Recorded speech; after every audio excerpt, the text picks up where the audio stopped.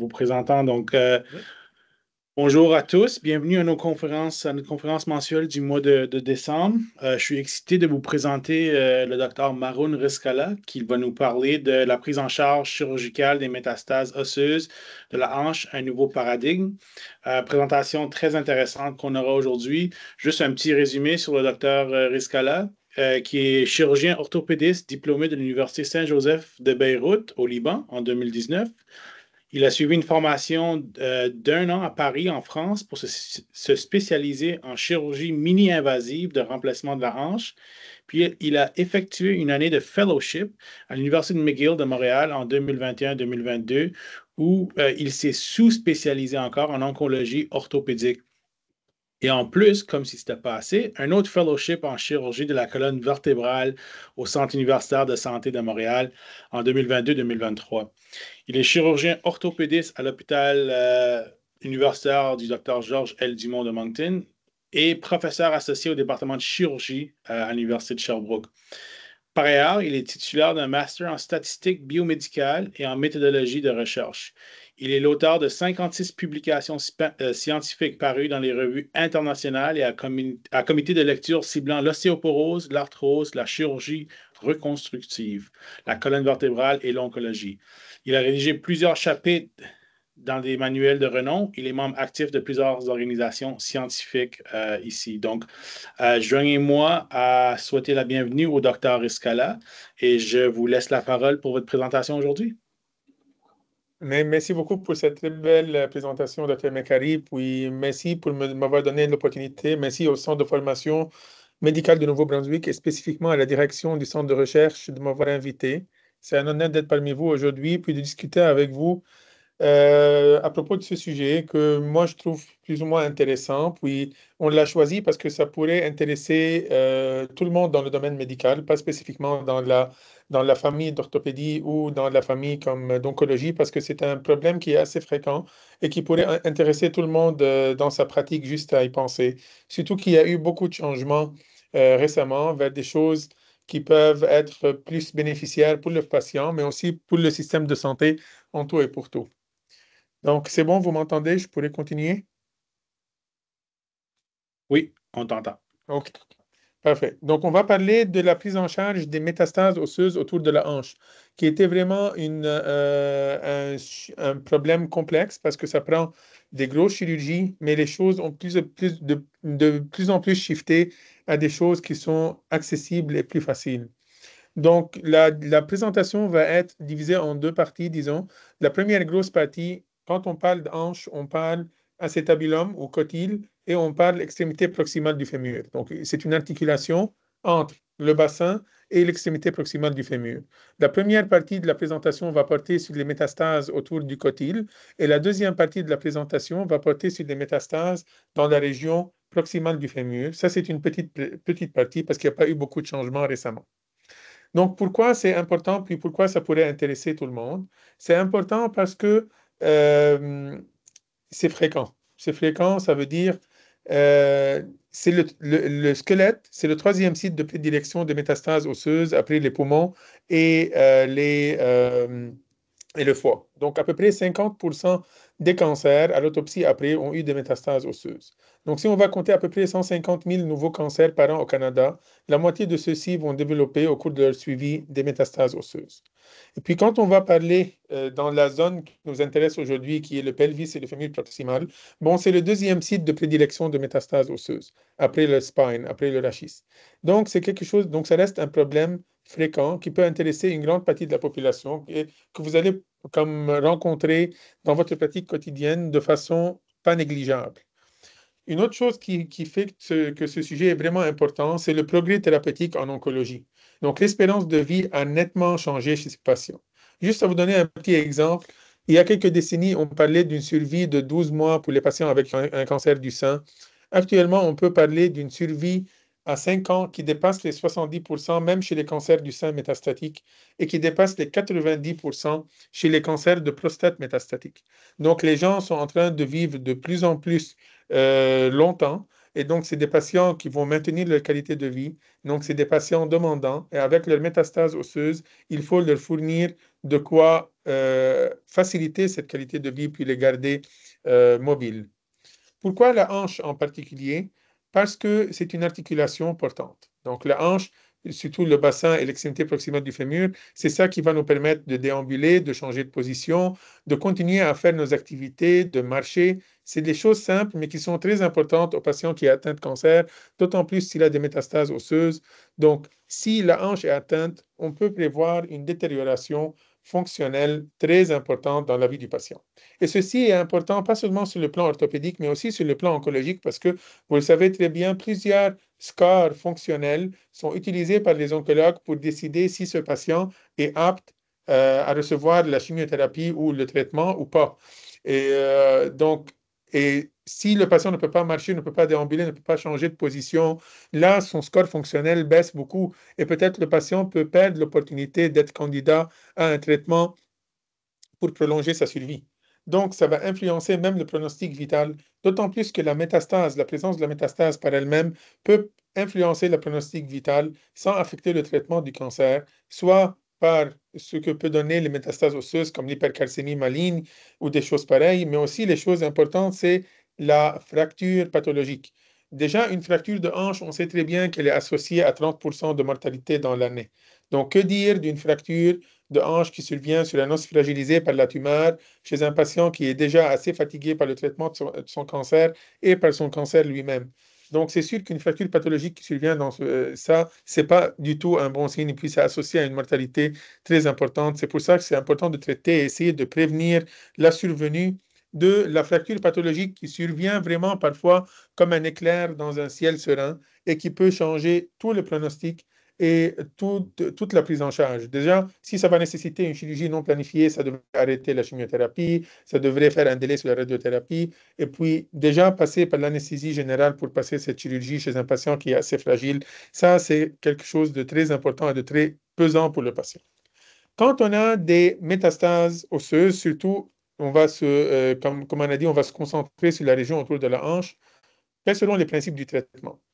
Quand on a plusieurs métastases osseuses, le traitement est surtout palliatif parce que on n'est pas à visée curative du cancer parce que déjà les métastases osseuses sont rarement uniques. Donc, je dis sauf parce que parfois on peut avoir une métastase unique comme dans des cas typiques de métastase d'un hypernéphrome, des cancers du rein. Dans ce cas, on peut avoir une métastase unique, disons, à l'extrémité proximale du fémur. Et dans ces cas spécifiques, on peut parfois essayer d'être curatif dans le traitement si la tumeur primaire est résécable. Mais dans la très grande majorité des cas, le traitement, c'est un traitement qui est à visée palliative pour essayer de contrôler la douleur, garder la fonction et essayer de garder le patient mobile le plus possible. Donc, c'est un traitement, on va commencer toujours par un traitement conservateur pour maintenir la qualité de vie. Ça commence par les antalgiques, ça peut passer aussi par la radiothérapie, mais aussi par les traitements pharmacologiques, notamment les biphosphonates et le denosumab. Ces traitements ont été montrés par plusieurs études euh, de repousser ou de minimiser la survenue des skeletal-related events. Ça veut dire la survenue de hypercalcémie maligne, la survenue de fractures pathologiques, toutes ces choses qu'on ne veut pas que notre patient ait pour qu'il puisse bénéficier de son traitement du cancer et soit guérir, soit pourquoi pas prolonger sa survie avec une belle qualité de vie.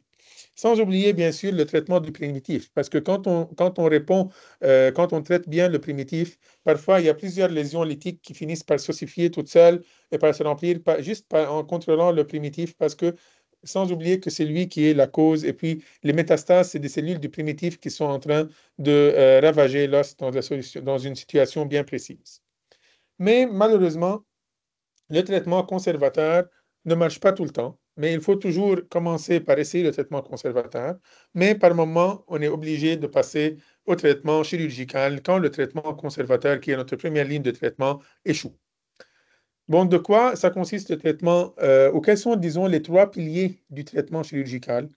Dans la région de la hanche, si on veut que notre patient puisse mobiliser, marcher, se déplacer, puis faire ces choses, l'important, c'est d'offrir une reconstruction solide. Une deuxième chose importante, c'est faire une ablation de la tumeur, pas dans un but curatif, comme on l'a bien dit, mais au moins de faire un contrôle local. Parce que si on fait la meilleure reconstruction possible, si on fait la meilleure chirurgie du monde, mais si la tumeur est encore là, puis elle va continuer à progresser, elle pourra ravager un peu plus d'os et puis nous déstabiliser de nouveau, et puis on pourrait revenir au point zéro. Et la troisième chose, c'est minimiser les complications, parce qu'encore une fois, on n'est pas en train de travailler avec une population qui est saine, qui est en forme, qui est jeune. On est en train de travailler principalement avec des patients fragiles, comme fragiles, qui sont déjà fragilisés par leur cancer, mais aussi par le traitement. Donc, on veut sortir avec le moins de complications possibles pour donner la possibilité aux patients de reprendre son traitement dans les plus courts délais. Commençons par la première partie qui est la métastase périacétabulaire. Donc, si vous voyez cet X-ray, vous voyez, ça c'est le bassin, l'hémibassin droit, puis ça c'est l'extrémité proximale du fémur. Puis vous pouvez voir cette espèce de zone comme lucide claire dans l'aile iliaque droit. Donc ça, c'est une métastase périacétabulaire. Vous pouvez comparer par rapport à l'autre côté, vous pouvez voir que la densité osseuse n'est pas du tout la même. Alors qu'ici, on voit beaucoup plus du blanc. Ici, c'est beaucoup plus transparent parce que les structures osseuses ont été fragilisées par les cellules cancéreuses qui ont pas mal ravagé l'os à ce niveau. Donc, probablement, ce patient va se présenter avec une douleur importante au niveau de la hanche, une impotence fonctionnelle, une incapacité à mettre l'appui, une incapacité à faire ses transferts. Il va être cloué au lit pour la plupart de son temps et ceci va diminuer tous ses scores fonctionnels et peut-être il va plus être éligible à la chimiothérapie ou au traitement. Donc, qu'est-ce qu'on faisait pour ces patients? La chirurgie qui reste un standard pour ces patients, c'est une chirurgie de Harrington. En quoi consiste cette chirurgie? C'est une chirurgie qui a été décrite dans les années 80 par le Dr. Kevin Harrington.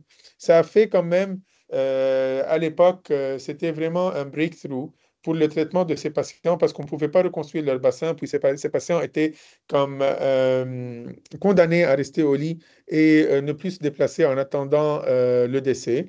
Mais là, Dr. Harrington a proposé cette chirurgie qui est quand même assez très délabrante pour le patient. C'est un abord qui est très large au niveau de la hanche.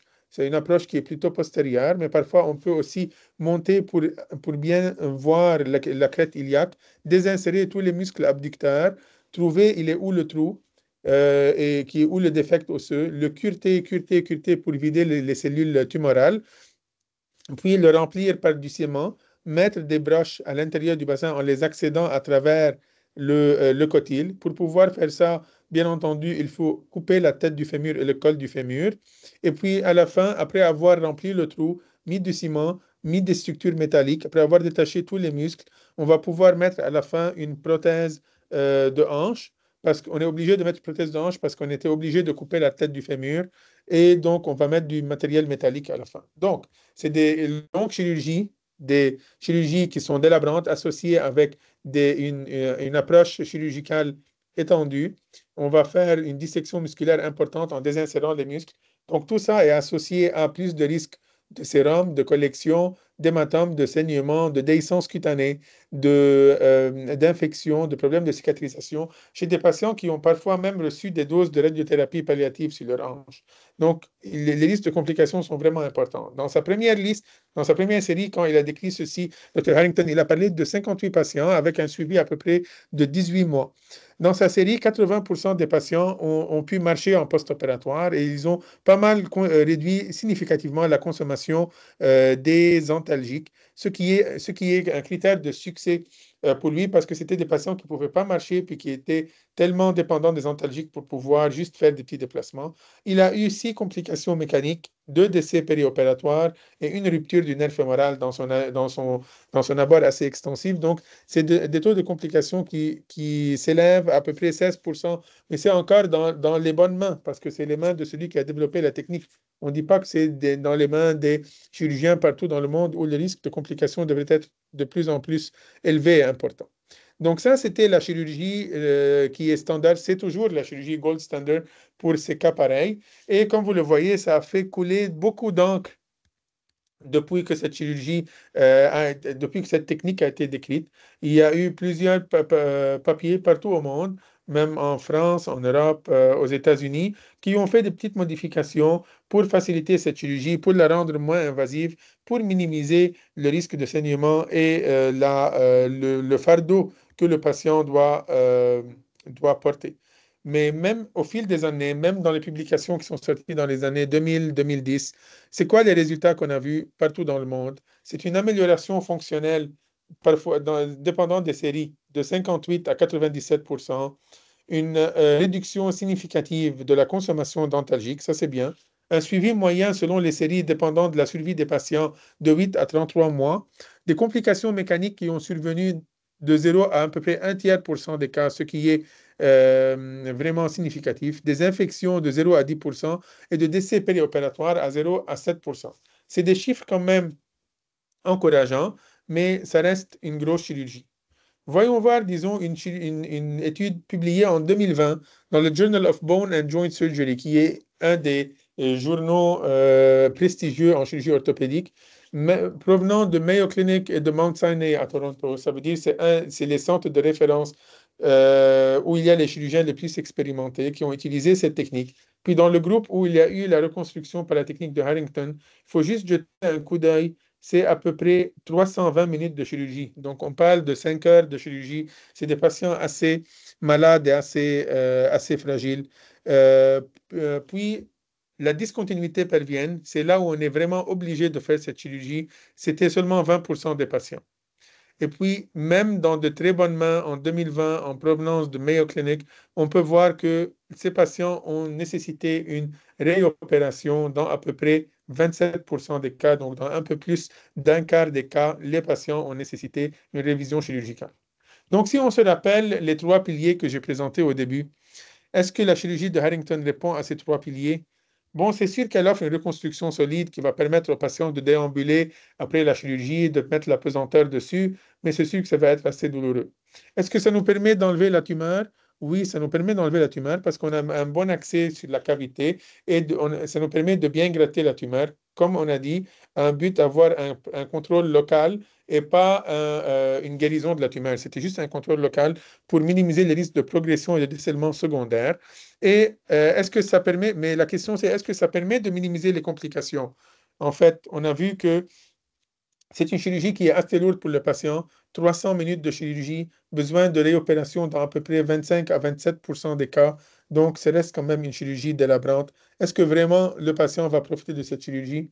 Quelles seraient donc les alternatives qui sont moins délabrantes? Juste pour vous donner un petit aperçu historique, en 1995, la première fois, une équipe qui vient de France, Dr. Cotton et Dr. Henri Migaud, c'est un chirurgien orthopédiste et Dr. Cotton, c'est un radiologue interventionnel. Ils viennent de Lille, au nord de Paris. Ils ont eu l'idée que chez des patients, ils ont sélectionné vraiment des patients qui étaient vraiment très malades, qui ne peuvent pas passer à la chirurgie, qui ont ces lésions lithiques autour du bassin, mais c'était des petites lésions lithiques, pas vraiment extensives. Ils ont décidé chez ces patients de faire une cimentoplastie percutanée. Ça veut dire qu'ils ont, à travers la peau, fait des trous dans l'os et injecté du ciment. Euh, c'est, euh, et ceci a permis de faire de bons résultats quand même. Donc, des 12 patients chez qui ils ont fait cette technique, chez 11 patients, on a eu un contrôle de la douleur et chez 12 patients, on a eu une amélioration significative de l'ambulation. Mais c'était des patients qui étaient très fragiles, non candidats à la chirurgie, avec des toutes petites lésions. Mais quand même, c'était un début. Ça s'est basé sur quoi? C'est que le ciment, quand il va durcir, il va faire une réaction exothermique très importante qui va quand même permettre de tuer les cellules tumorales, faire un petit contrôle local. Et le durcissement du ciment va donner une structure mécanique qui va permettre de supporter la hanche et permettre à ces patients de marcher. Mais comme j'ai dit, ils ont sélectionné vraiment des patients qui ne sont pas des candidats chirurgicaux et des patients avec des défects minimes. Ça, c'était dans les années 1995. Si on remonte à 2013, donc il y a 10 ans de ça, vous pouvez voir dans ce review article qui est sorti dans le Journal of American Academy de la chirurgie orthopédique, qui est aussi un des journaux les plus prestigieux en orthopédie. Et dans l'algorithme du traitement, vous pouvez voir que juste chez une très petite minorité de patients qui ont des métastases douloureuses, mais avec des petites lésions qui ne compromettent pas la stabilité périacétabulaire, chez ces patients seulement et chez qui ont une espérance de vie de moins de 3 mois seulement, chez ces patients, s'ils continuent à avoir mal malgré le traitement conservateur, on peut tenter une cimentoplastie percutanée. Donc, même jusqu'en 2013, l'indication de cette technique était vraiment très limitée à des patients très malades. Mais depuis 2013 jusqu'en 2024, les choses ont changé. On a bien développé ce principe en essayant de faire le principe du béton armé. D'où vient ce principe? Comment on va appliquer ce principe du béton armé? C'est la cimentoplastie, donc mettre du ciment, mais peut-être c'est pas assez pour la structure, donc ajouter en plus des vis percutanées qui vont dans le bassin pour augmenter la structure, mais aussi pour transmettre les forces quand le patient est debout depuis sa colonne au bassin, au membre inférieur, en court-circuitant la zone qui est fragilisée. Le premier papier qui est sorti sur cette technique est sorti en 2016. C'était aussi une collaboration entre des radiologistes interventionnels et des chirurgiens orthopédiques. Mais ce qui était particulier cette fois-ci, c'est qu'ils ne se sont pas limités aux petits défects, ils ne se sont pas limités aux patients qui ne sont pas des candidats chirurgicaux. Ils ont pris tous les patients qu'ils ont eu avec des métastases périacétabulaires, quel que soit le défect, quel que soit même si la stabilité de l'acétabulum est quand même compromise, et ils ont essayé de faire cette technique chirurgicale. Ils ont commencé par une thermoablation de la tumeur percutanée faite en radiologie interventionnelle. Et après que la tumeur a été comme enlevée par thermoablation, ils ont rempli la cavité par du ciment et ils ont inséré de façon percutanée des vis à l'intérieur du bassin. La trajectoire des vis n'est pas importante. Ce qui est important, c'est que la vis va d'un territoire sain jusqu'au territoire qui est affaibli et qu'elle soit en contact avec le ciment. Et donc, imaginez, c'est tout percutané. Ils ont pris ça seulement sur 13 patients. Il y avait 7 patients qui avaient une douleur très sévère. Là, c'est tombé à zéro après la chirurgie. Il y avait 4 patients qui étaient complètement non ambulatoires. Tout le monde a été ambulatoire après la chirurgie. Ils les ont évalués à 1 mois et 2 mois après l'intervention. Il y a 6 patients qui ont été congédiés en 24 heures. Et la moyenne d'hospitalisation pour ces 13 patients, c'était 2 jours. Donc, c'est une chirurgie qui est vraiment très peu invasive. Mais ça, c'était un début. Puis après, il y a Dr. Lee, qui travaille aux États-Unis, que j'ai eu la chance de rencontrer, qui a pas mal développé cette technique de façon à la systématiser de plus en plus pour pouvoir être reproductible et facile à faire. Toujours percutané, quelle que soit l'étendue du défect, même s'il y a une fragilisation dans la région périarticulaire de la hanche, on peut faire ça en percutané. Lui, il commençait par mettant des broches qui vont aller de l'os simple jusqu'à arriver au défect. À travers ces broches, il va passer des vis cannulées. Les vis cannulées, ça veut dire elles sont trouées au milieu. Ils vont permettre de passer à l'intérieur des vis les sondes de thermoablation. On fait l'ablation de la tumeur. Par la suite, on rentre des ballons qui vont être gonflés pour préparer par la suite l'insertion du ciment.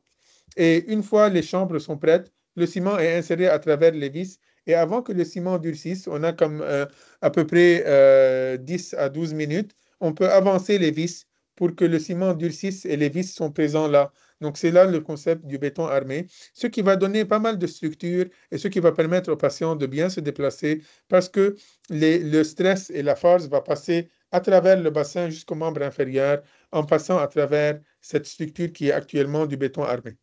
Donc, on a vu qu'avec la thermoablation et la cimentoplastie, on peut avoir un contrôle local et une ablation de la tumeur. On va vérifier maintenant, on va passer cette technique à l'examen. Est-ce que ceci nous fournit une reconstruction solide ou pas? Pour voir si cette technique est valide. Bon, voici des études qui ont eu lieu sur des éléments de modèles finis qui ont eu lieu dans des laboratoires mécaniques en testant plusieurs scénarios de reconstruction. Donc là, vous pouvez voir la force et la rigidité. Donc la force, s'il n'y a pas de défect, c'est moins que 2000 newtons. Si on met les vis tout seuls, ça ne va pas servir à grand-chose. Ça va améliorer la force à peu près 2200 newtons parce que les vis qui vont aller tenir dans une cavité qui est complètement vide, ça ne sert vraiment à rien. Si on va mettre seulement du ciment tout seul, ça va monter à peu près à 4000 newtons. Mais si on va mettre les vis et les ciments, bon là, ça c'est le meilleur montage avec des différences vraiment significatives. Et ceci est le cas aussi pour la rigidité. Pourquoi ça? Pourquoi cette différence? Pourquoi le ciment tout seul n'est pas assez? Parce que le ciment tout seul, quand il durcit, il devient pas mal résistant aux forces en compression. mais il n'est pas résistant aux forces de cisaillement, au shear stress, et il n'est pas résistant aux forces de rotation non plus. Donc, dans ce cas, la présence des vis et du ciment disons, combiner les avantages des deux techniques. Et les vis, quand ils sont ancrés dans du ciment, ça va augmenter la structure de façon très importante. Voici une autre étude faite par une autre équipe sur la même technique, aussi en faisant des modèles d'analyse d'éléments finis. Et on peut voir, ils ont reproduit la force en position debout, et on peut voir que quand le défect est là, ceci, c'est l'échec et puis la failure du modèle était très élevé. Alors que quand on va commencer à mettre les vis tout seul ou le ciment tout seul, ça améliore les choses. Mais quand on remplit le défect par du ciment et par des vis, là, la résistance commence à ressembler à la résistance normale sans fragilisation. Donc, notre modèle a passé l'examen et il fournit pas mal une reconstruction solide. Mais est-ce que vraiment les complications ont été minimisées? Bon, on n'a pas un grand recul parce que c'est une technique qui est actuellement toujours récente, mais vous pouvez regarder dans les techniques dans les papiers qui sont sortis en 2019, 2020, 2021.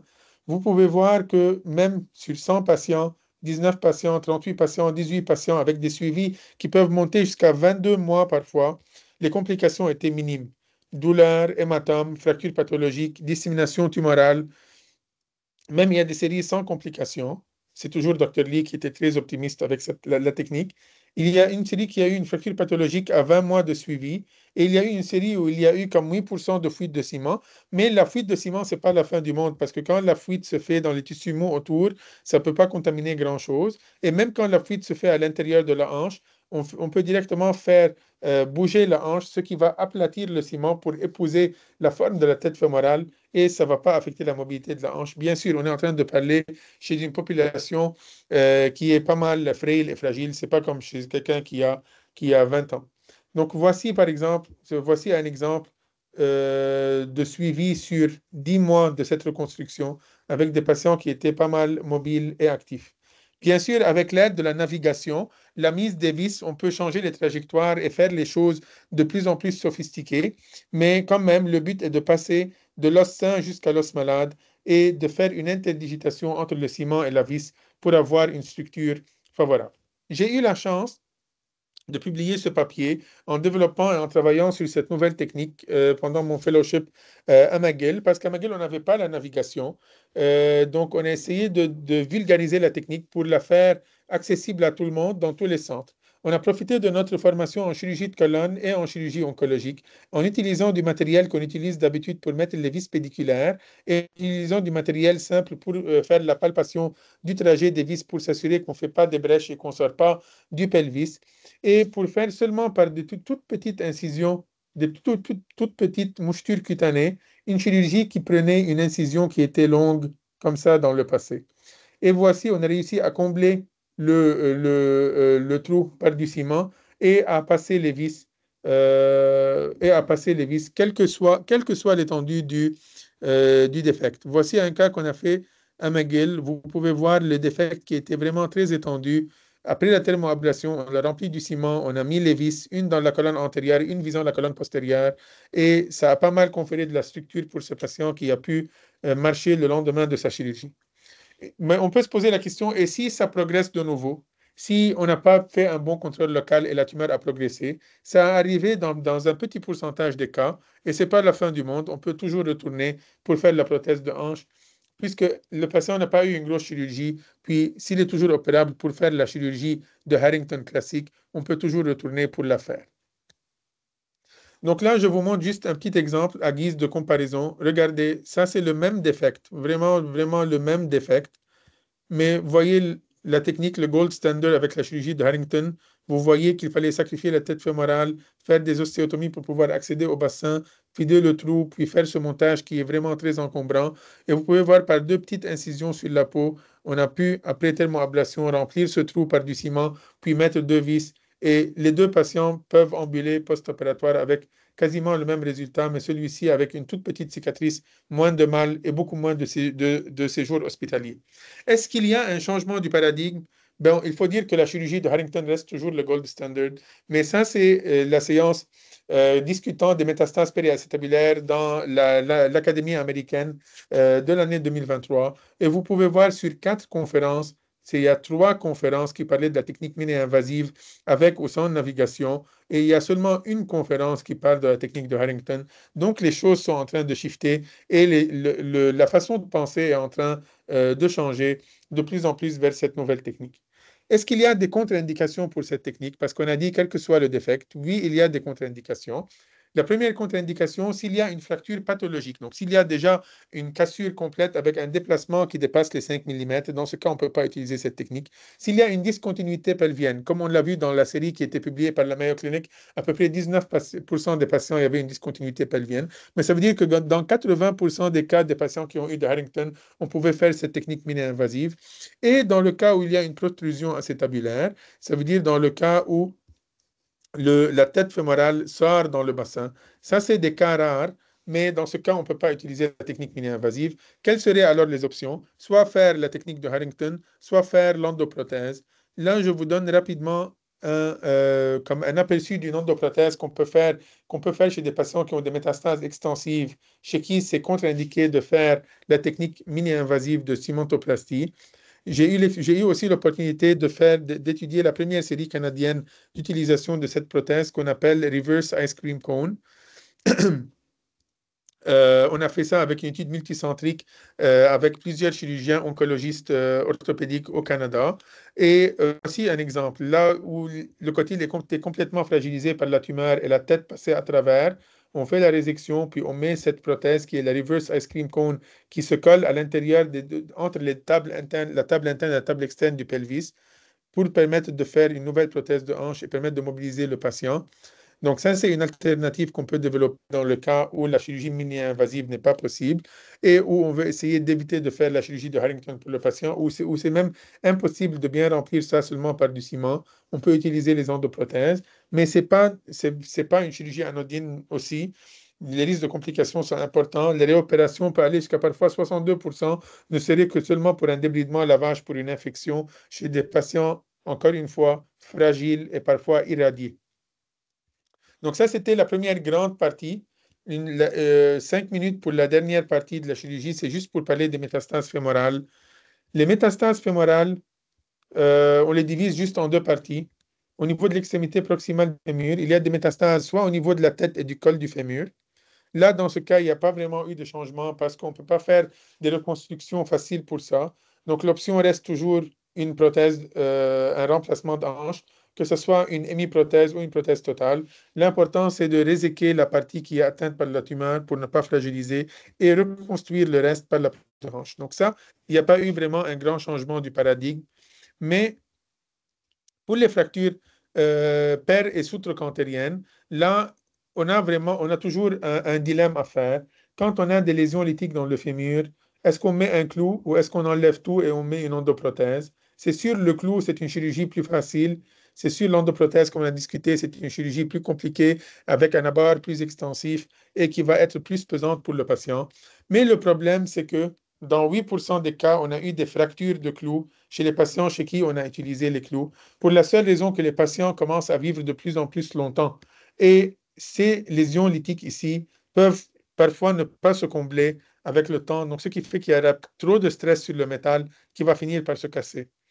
Donc, chez les patients qui ont ces lésions, qui ont déjà eu une fracture pathologique, qui ont un antécédent de radiothérapie et chez qui on ne peut pas utiliser du ciment, parfois c'est mieux d'aller à l'alternative de mettre la prothèse directement, même si la chirurgie est plus grande, mais au moins faire la chirurgie une fois parce qu'on sait que les risques de failure sont quand même catastrophiques chez le patient. Donc, si le patient a déjà une fracture et pas une fracture imminente, si le patient a déjà eu la radiothérapie, si le patient et si on ne prévoit pas utiliser du ciment pour combler le trou, dans ce cas, pour éviter ces radios, vaut mieux aller directement à la prothèse de remplacement, les prothèses massives de reconstruction oncologique. Une dernière question que j'ai eu la chance aussi d'adresser, puis on a eu cette publication dans le Journal of American Academy, c'est quand on va reconstruire ces patients avec des prothèses, quoi faire avec le grand trochanter, sur lequel s'insèrent les muscles abducteurs qui vont permettre aux patients de marcher pour minimiser les risques de reluxation de la prothèse et minimiser les risques de boiterie et de limitation fonctionnelle. Donc, c'était une question qui n'a jamais été adressée puis qu'on n'a jamais trouvé de réponse. Bon, on a pu travailler sur ceci, puis la réponse était essayer toujours de réinsérer le grand trochanter, ne pas se fier seulement aux sutures des tendons sur la prothèse, mais garder le chip d'os et réinsérer-le sur la prothèse. Voici, c'est une prothèse avec un suivi d'à peu près 3 ou 4 ans. On peut voir que le grand trochanter est quand même resté ici, ce qui va donner de loin une meilleure fonction pour le patient. Juste en guise de comparaison, vous pouvez voir cette prothèse avec le grand trochanter à 2-3 ans de suivi qui est toujours présent en place. Alors, regardez cette prothèse où ils ont utilisé seulement des sutures pour réinsérer le grand trochanter. Donc, c'est sûr que ce patient a un déficit important des abducteurs et il marche avec une boiterie très importante. Donc, en guise de conclusion, j'espère que je n'ai pas dépassé beaucoup les 30 minutes. Je garde ça comme un message que ma patronne en France, quand j'ai fait mon année de fellowship, m'a passé. Elle m'a dit qu'il faut être fidèle à une chose qui est le changement. Donc, il faut être ouvert au changement, même si parfois le changement paraît un peu bizarre ou un peu comme surréel, mais parfois ça vaut la peine d'essayer. Parce que, comme vous le voyez dans les métastases périacétabulaires, c'était un grand changement du paradigme, d'une grande chirurgie euh, délabrante, beaucoup de dissections, beaucoup de risques de complications, à une petite chirurgie avec des petites mouchetures cutanées. C'était un changement qui était vraiment en faveur du patient, en faveur du système hospitalier parce que les patients sont de moins en moins hospitalisés. Comme vous avez vu, c'était parfois des chirurgies d'un jour ou d'un séjour seulement de 24 heures. Et c'est en faveur du système de santé parce que les patients sont mieux en extra-hospitalier, ce qui va libérer plus de lits et qui va permettre au système de mieux fonctionner. Merci tout le monde. Excellent, merci, Dr. Riscala. Très, très intéressant votre présentation. J'ouvre maintenant la place au public. Si vous avez des questions, commentaires pour le Dr. Riscala, s'il vous plaît, levez la main et puis on ira par personne, par ordre.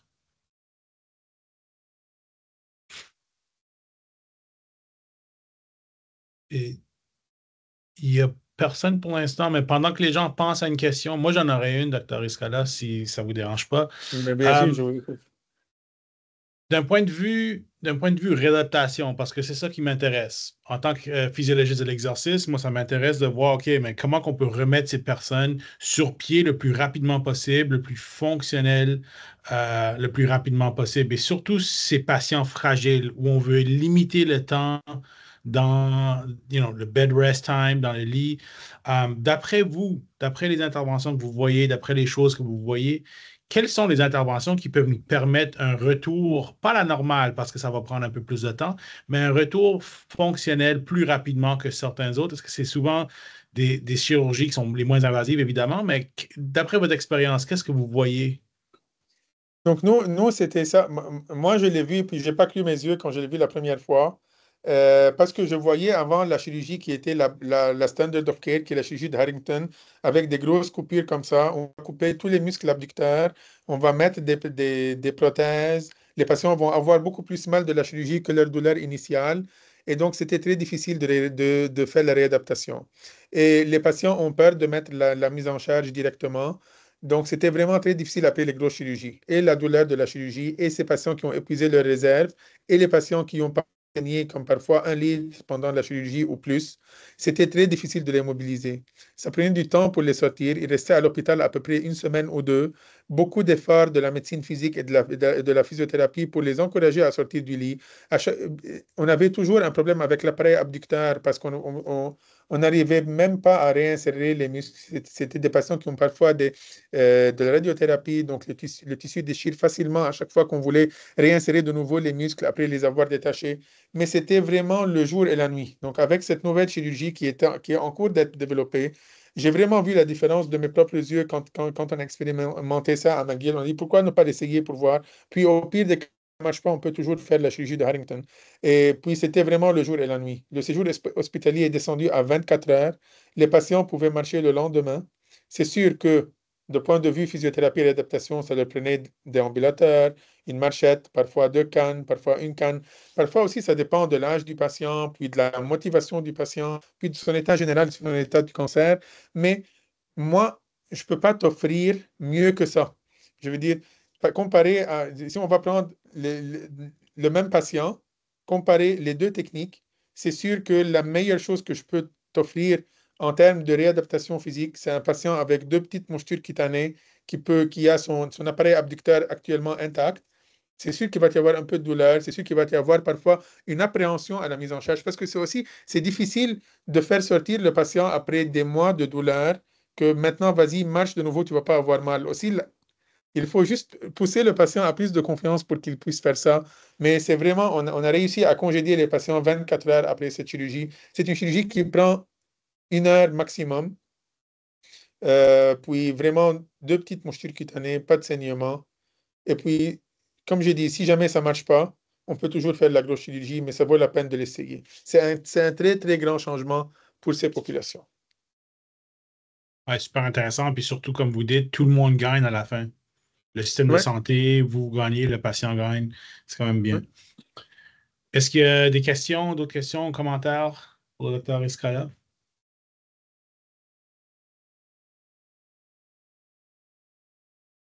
Je pense que les gens sont gênés avec la neige dehors. On va dire que c'était très clair. Ben, moi, j'en aurais une autre, si ça ne vous dérange pas, en Oui, attendant que les autres mais passent, si bien vous voulez sûr. m'entendre parler. Oui, Euh, j'ai parlé post-opératoire. Qu'est-ce qui se passe oui. pré-opératoire? Est-ce qu'il y a quelque chose à mettre en place pour aider ces gens-là pas survivre, mais à avoir le moins de... Parce que comme vous dites, c'est des gens fragiles. Donc déjà, ils ont des Oui. complications, que ce soit le cancer, que ce soit tu sais, d'un problème osseux.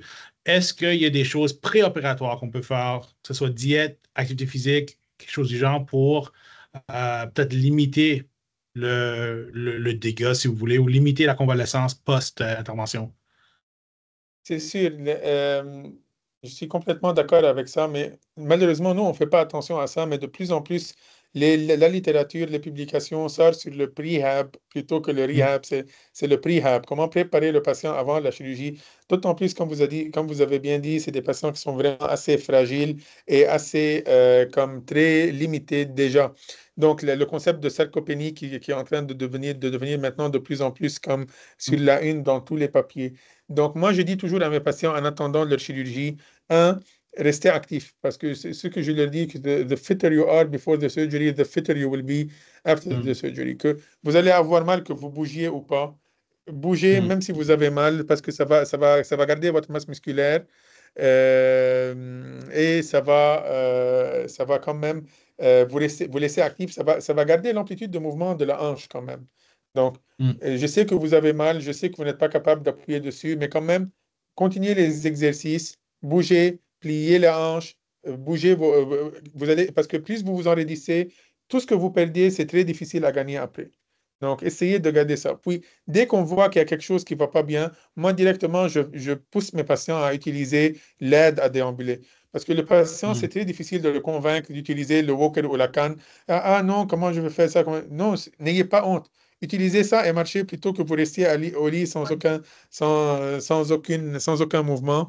Ça va vous aider, puis ça va vous protéger parce que s'il continue à mettre la pesanteur dessus, puis c'était déjà fragile, ça peut casser, puis faire un déplacement. Mm. Puis là, Ouais. on passe du blanc au noir.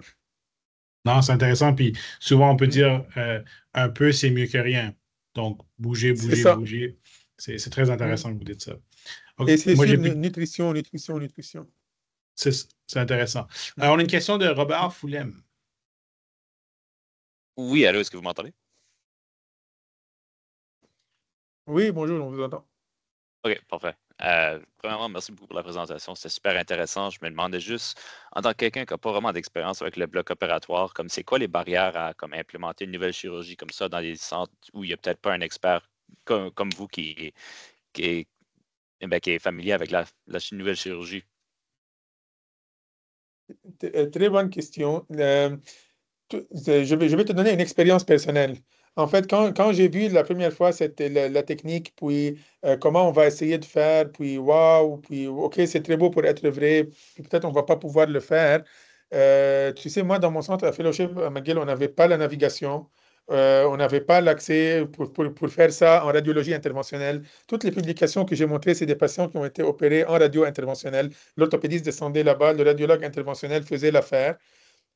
Puis l'orthopédiste venait juste mettre les vis à travers, en utilisant la navigation. Donc, c'est vraiment une très belle question et puis c'est très pertinent parce que c'était difficile de commencer. Puis, ça, c'est le but de la publication qu'on a faite à McGill, c'était de vulgariser la technique pour essayer de faire la technique comme une recette que tout le monde peut faire en utilisant des instruments qui sont présents dans tous les hôpitaux, même dans les hôpitaux périphériques qui ne sont pas les grands hôpitaux qui traitent les patients du cancer. Et donc, c'est ça. Le premier obstacle, c'est essayer de faire ça en utilisant les instruments présents partout et pas nécessairement la navigation. Parce que là, nous, ici, on est chanceux à Nouveau-Brunswick, dans les deux hôpitaux, on a de la navigation. Donc, ça, c'est wow. À Montréal, c'est pas présent partout. Donc, mais pour essayer de diffuser la technique, c'est de vulgariser, puis d'essayer d'encourager les gens à venir assister ou voir, faire des cadaveric workshops ou venir voir que oui, vraiment, ça marche. Aussi comme nous, on a trouvé une façon de collaborer avec la radiologie interventionnelle que, OK, on ne peut pas la faire en bas. On va amener le patient le matin, il va faire l'intervention, et puis on va le mettre comme le premier cas de l'après-midi sur la. Il va monter directement après sa radioablation, et puis nous, on va continuer la suite. Donc, ça prend surtout de la volonté. Puis quand la volonté est là, les choses devraient être faites.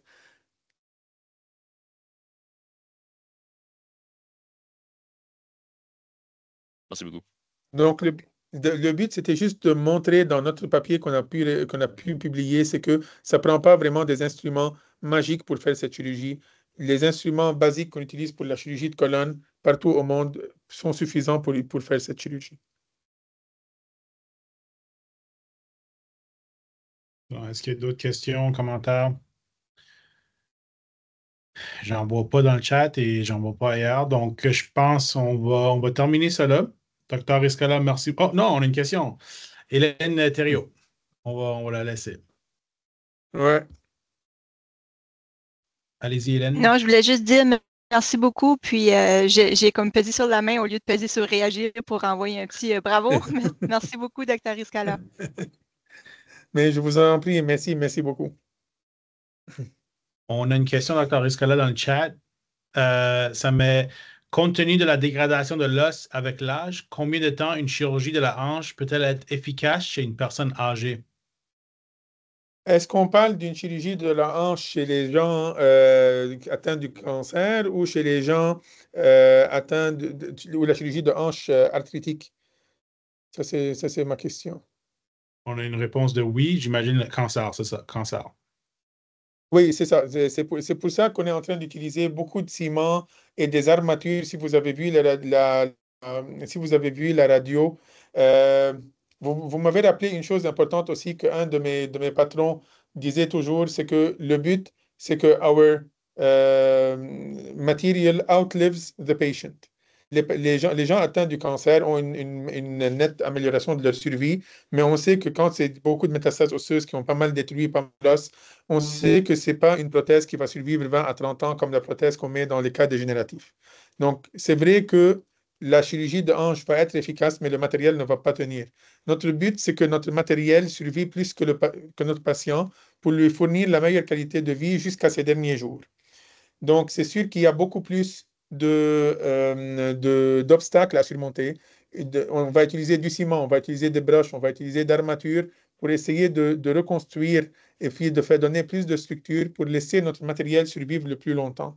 Mais combien il va survivre, combien il va rester, combien ça peut rester efficace, personne ne peut le dire. Le but, c'est qu'elle reste efficace plus longtemps que la survie estimée du patient.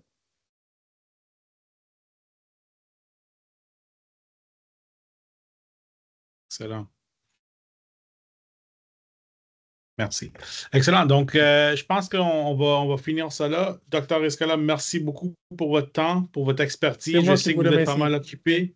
Vous êtes pas mal occupé à la maison maintenant, donc prendre le temps pour nous, on apprécie beaucoup. Et pour tous les gens qui sont venus à la présentation, merci beaucoup pour votre temps.